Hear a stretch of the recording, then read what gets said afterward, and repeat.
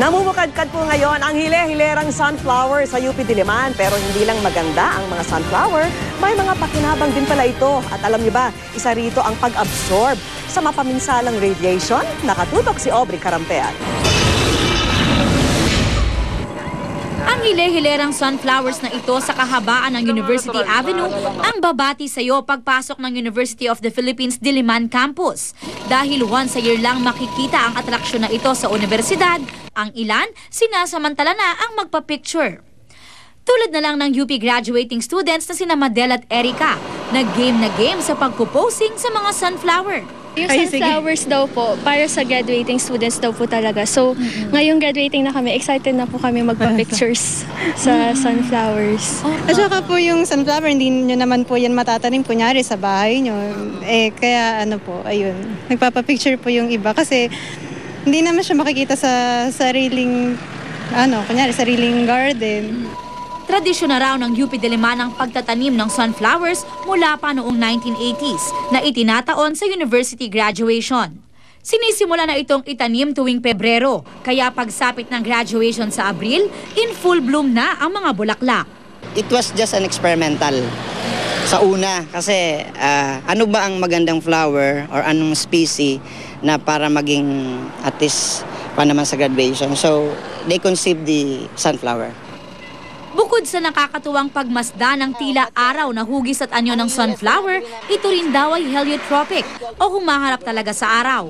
Meron siyang tinatawag nating heliotrophism. That means to say, ang sunflower ay turning to the sun. So, a sun is, di ba, a graduation commencement. Diba? Parang sa beginning.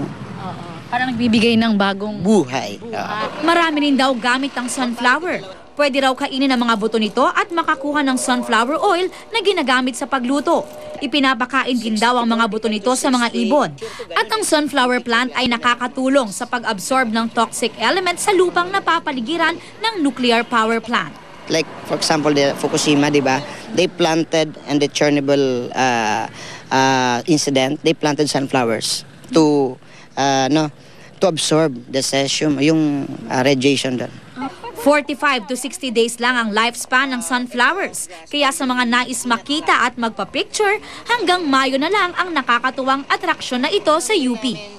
Aubrey Carampel, nakatutok, 24 oras.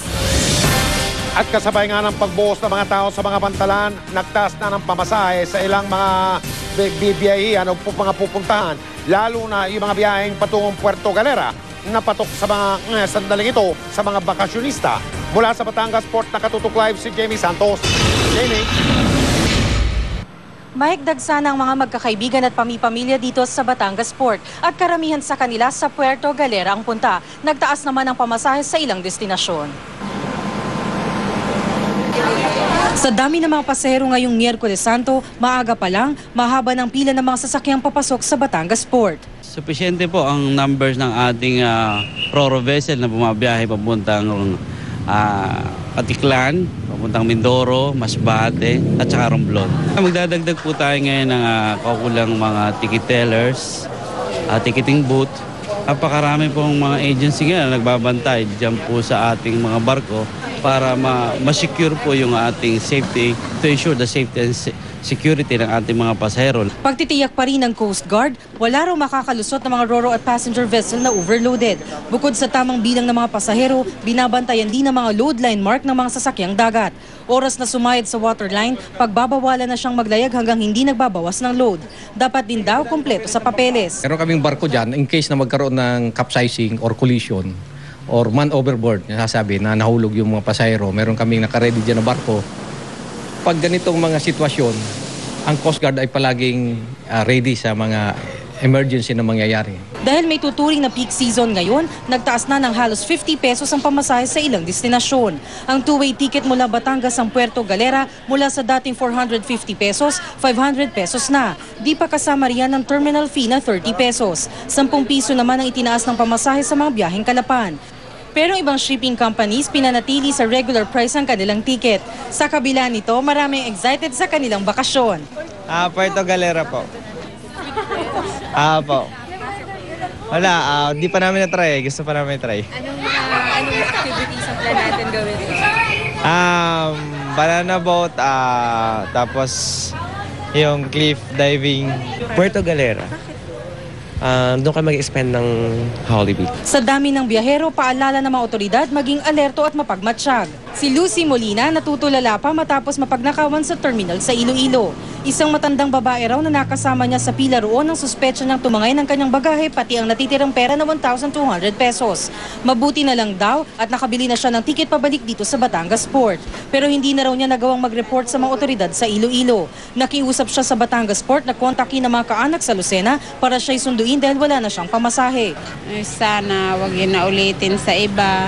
Kung may tiwala sa kanyang mga tao, sana panindigan niya naman. Wag gawin katulad ko. Kung hindi magtrabaho sa tao, wala rin pera. Sa mga oras na ito, kasama na ni Lucy Molina ang kanyang mga kaanak at nasundo na siya kaninang hapon. Samantala, tuloy-tuloy pa rin ang biyahe dito sa Batangas Port, pero pagdating ng Biyernes Santo hanggang tanghali lamang daw ang kanilang magiging biyahe at itutuloy muli sa Sabado de Gloria. At yan ang pinaka-latest mula dito sa Batangas Port. Balik sa iyo, Mike. Maraming salamat, Jamie Santos. At mga kapuso, mag-ingat din po kayo sa pagpunta sa mga simbahan ngayong Semana Santa dahil maging mga simbahan ngayon hindi na rin pinapatawad ng ilang masasamang elemento. At para iwas krimen po, ilang simbahan ang magdaragdag ng seguridad. Nakatutok live si Maki Pulido.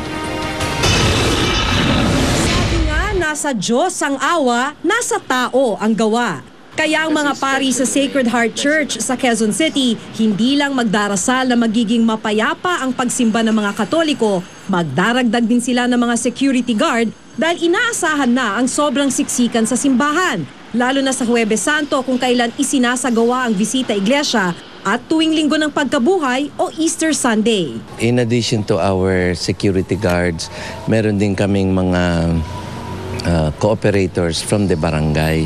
Nakakalungkot man daw kasi isipin, pero may mga ilang sasamantalahin ang dagsa ng tao sa simbahan para nakawan ang mga nagdarasal.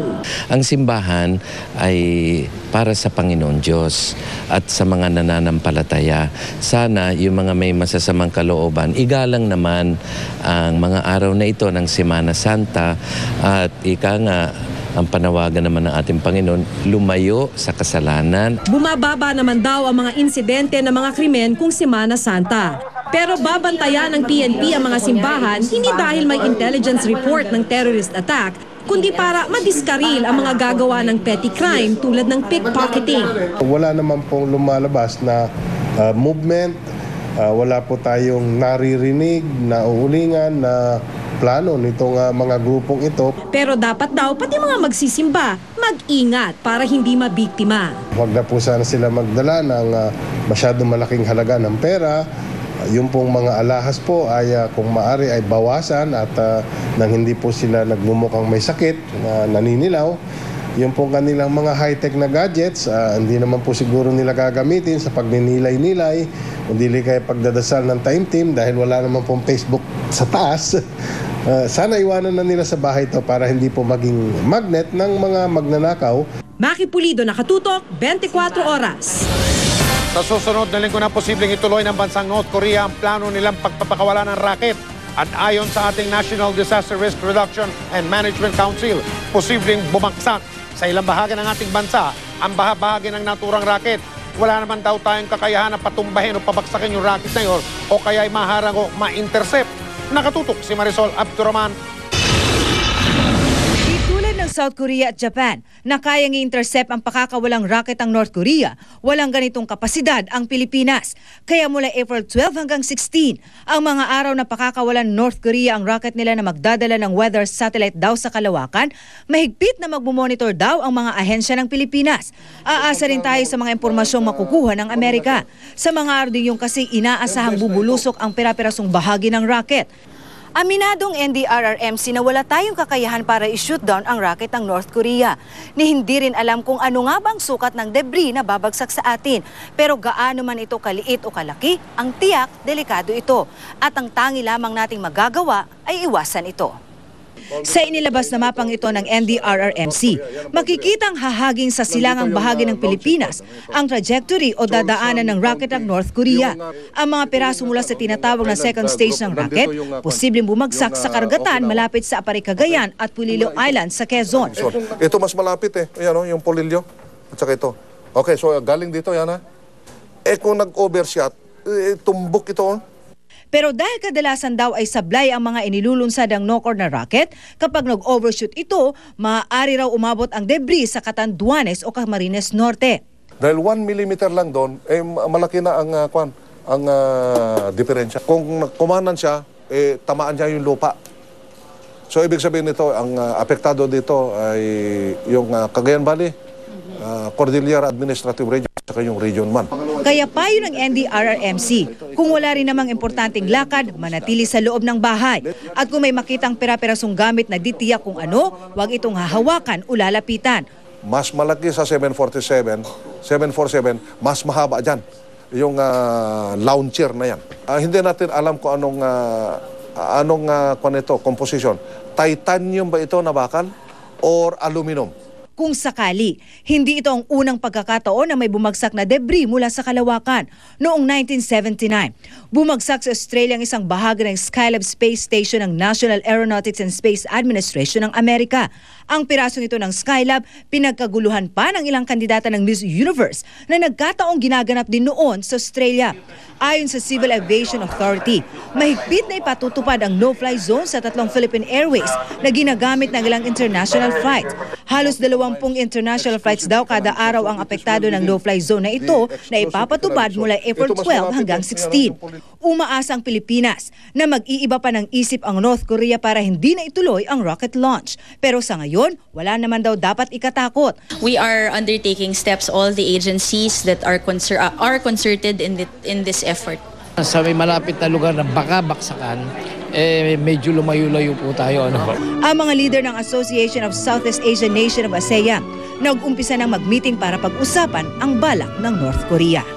Marisol Abduraman, Nakatuto, 24 Oras. Susunod, huli sa video na yan, pananalasan ng buhawi sa Texas, sa Amerika.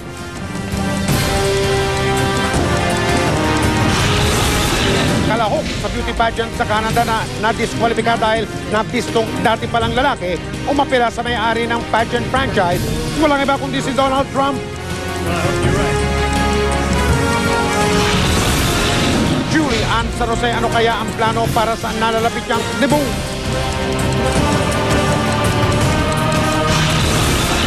At ang pagkahaba-habang posisyon sa Baliwag, Bulacan, kinatatampukan ng halos 100 imahin.